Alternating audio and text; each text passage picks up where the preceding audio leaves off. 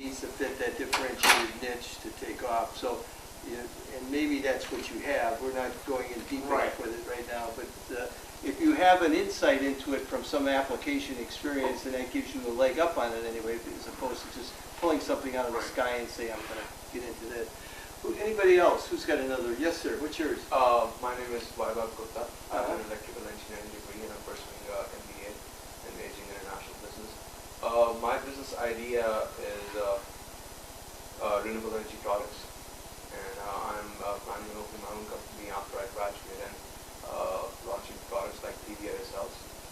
And the challenges I'm facing right now would be differential advantage. Like it's already in the market right now. So if I launch my product, I'm thinking of producing something innovative down the line. Okay. But when I open my own company, what should be my differential advantage? Okay. So you have the idea, and now you're looking for how do I differentiate that idea? Yeah. All right. That's good. And you have an insight into that, I take it. Sure. Okay, from research at school. Yeah. Anybody else? Who else has an idea already? Yes, sir. So my name is Sylvester Mills, MBA. I'm a small business owner right now, doing with real estate investment.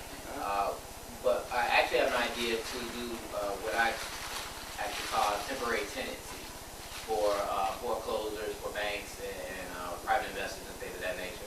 Okay. The only problem that I'm having right now is actually making the concept work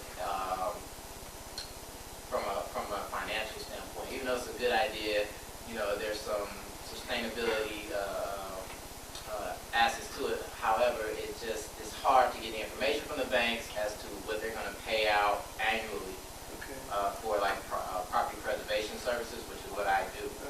But the problem is when we get people, when we get the property set up, or we do whatever work they require, a lot of times they're still going to get criminal damage done to those properties throughout the year. So the banks are continually putting an output towards a property that's not being sold, or being able to market. So it's bringing out a neighborhood and things of that nature.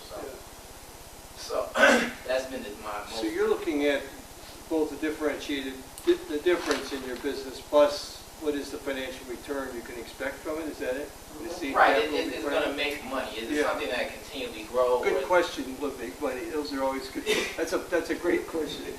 That's a good start. Anybody else? Business ideas? Do I take it the rest of you are searching for ideas, or you have something in the back of your mind? Well, let me start with that. How much time do I have, Mike? Because I don't want to. I think quarter to 6. I think because then. Do you have class? Yeah, the people have classes. Okay, that's what I thought. Right. Okay. Well, I'll start right at the beginning. All these things that we're talking about, the idea stage starts somewhere. It could start in a bar, it could start in a restaurant, it could start in a party, it could start in school, with a school project, could start in a hobby you're doing, could start from what you already have in business. So ideas come from a variety of different directions.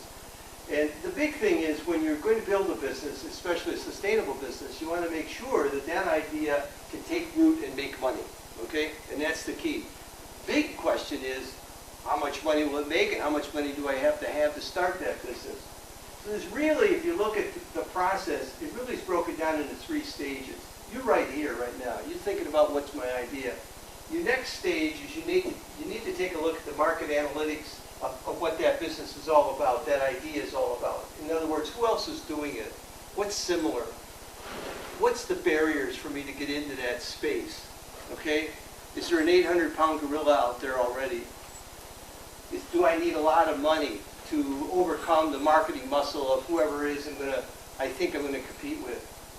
Once you answer those questions, then you go into what's called a business model stage. What's my business model all about? What's my revenue stream? How am I going to overcome these barriers that are out there?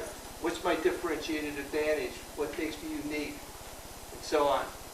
And then the last part of it is the investment burden stage. This is all part of the business case test, we call it. The investment burden stage means what seed capital do I need? Do I have my own money? Do I have to get somebody else's money? Am I going to borrow the money? Is it going to be equity? If it's equity, am I going to have sole ownership? Do I want to maintain sole ownership with a buyback? Can I buy it back? How much am I willing to sell? All those kinds of things. You need to know what is that seed capital. And even after you know what the seed money is to start the business, let's say we're going to make these boxes. and we conclude that we need $20,000 in somebody's money